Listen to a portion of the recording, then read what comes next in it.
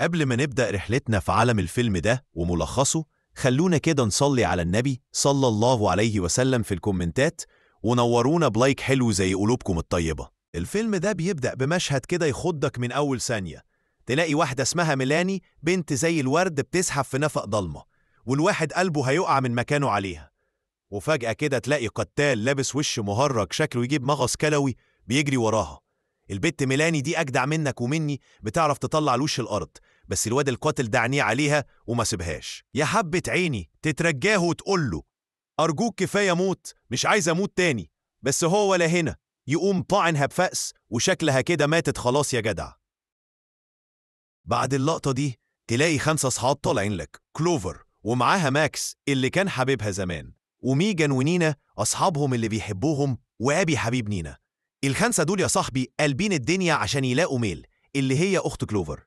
آخر حاجة يعرفوها عنها إنها سابت كلوفر بعد خناقة زبالة حصلت بينهم بعد ما مامتهم ماتت، ومحدش عارف هي طارت فين.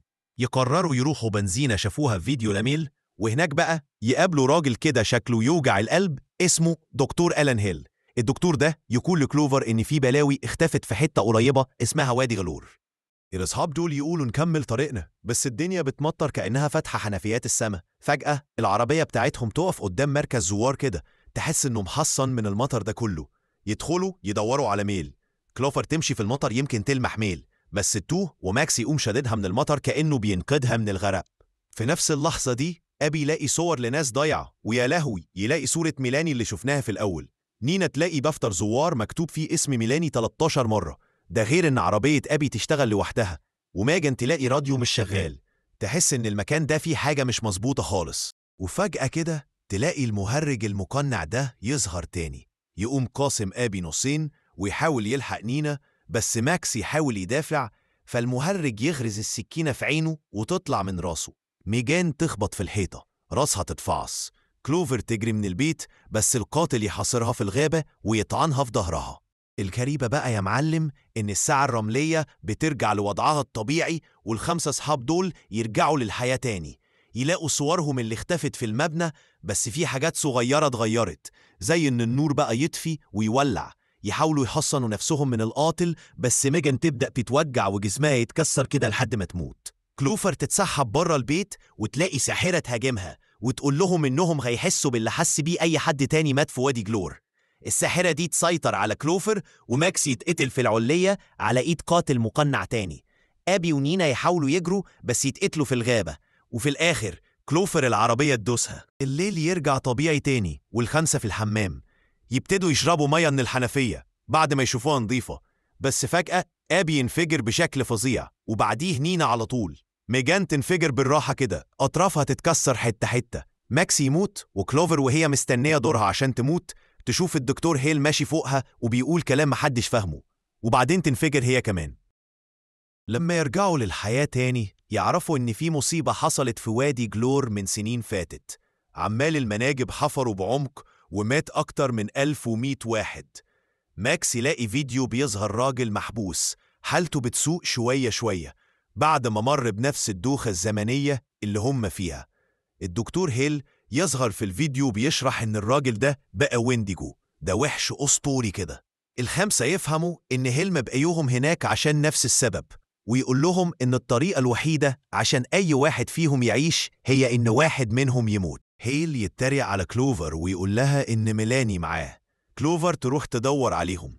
أبي يقترح إنهم يرموا كلوفر للوحوش عشان هم يعيشوا، عشان هي حاولت تموت نفسها قبل كده. نينا ترد عليه بطعنة بالسكينة، واديه ميجان وماكس فرصة عشان يلاقوا كلوفر.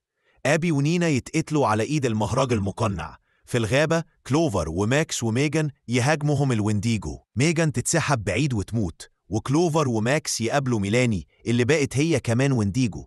كلوفر تلوم نفسها على كل اللي بيحصل ده، وتؤمر ماكس إنه يذبحها عشان يبتدوا الليلة من أول وجديد. ماكس يشرب شوية مية ويلعن ميلاني الوينديجو قبل ما ينفجر. مشهد من زمان يورينا كلوفر وميلاني في آخر يوم ليهم مع بعض. ميل كانت رايحة نيويورك، بس كلوفر ما كانتش جاهزة تروح معاها، وده اللي عمل خناقة سخنة بينهم في آخر مكالمة. كلوفر تصحى مع أصحابها ما عدا ميجان، ويكملوا يدوروا على أي حاجة تخليهم عايشين. أجسادهم بقت شبه الوينديجو بالظبط. ينقوا فيديو على تليفوناتهم لميجن وهي نجت من الليلة اللي فاتت ومشيت ورا هيل لمكتبه. كلوفر تحلف إنها تنهي الليلة دي عشان يرتاحوا. الأربعة يمشوا ورا ميجن لمكتب هيل، وهناك يهجم عليهم الوينديجو تاني. كلوفر تحارب ميلاني الوينديجو وتطعنها على الأنقاض المتكسرة عشان أختها ترتاح في سلام أخيراً. ماكس ونينا وآبي يصدوا الوينديجو، وكلوفر تلاقي ميجن محبوسة في أوضة في مستشفى المجانين، وفي وينديجو مربوط بسلاسل بيحاول يوصلها، ومعاه هيل يشرح إنه بيعمل تجارب على مخاوف الناس اللي بيجوا وادي جلور. كلوفر وهي ساكتة كده تحط كوباية قهوته تحت مية بتنقط. هيل يفهم متأخر إنه شرب منها ويحاول يهجم على كلوفر قبل ما يتحول لحتة لحم كده. كلوفر تعرف تحرر ميجان قبل ما الوينديجو يوصلها. ماكس ونينا وآبي يكسروا وش المهرج كأنه بطيخة بالظبط. الخمسة يزحفوا من تحت الأرض ويطلعوا على الوش مع طلوع الفجر. يركبوا عربية آبي وينطلقوا وما يشوفوش وش بعض تاني. قبل ما الفيلم يخلص، كاميرات المراقبة في مكتب هيل تورينا عربية نص نقل بتقرب من كوخ تلجي، وده بيودينا لافتتاح اللعبة اللي أحداثه.